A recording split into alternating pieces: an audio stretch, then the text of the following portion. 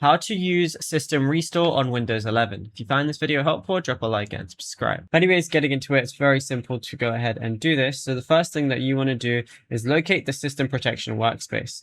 So what we're going to do is press Windows key and S, which is going to open up our search bar, and create a restore point. So we're going to type that in, and it's going to look like this, and it's going to open up through our control panel. So now it looks like this, and the classic system properties configuration panel will slide into your desktop. And now what we're going to do is look at the protection settings list. And what we want to go ahead and do is select the primary C drive. So what we're going to do is select that and then click the configure button, which is going to be right there.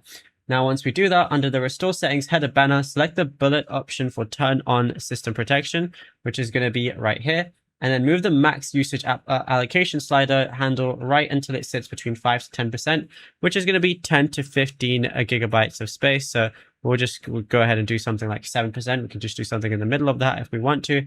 And then all you want to go ahead and do is press apply and then press OK. And then that's it. You'll be good to go.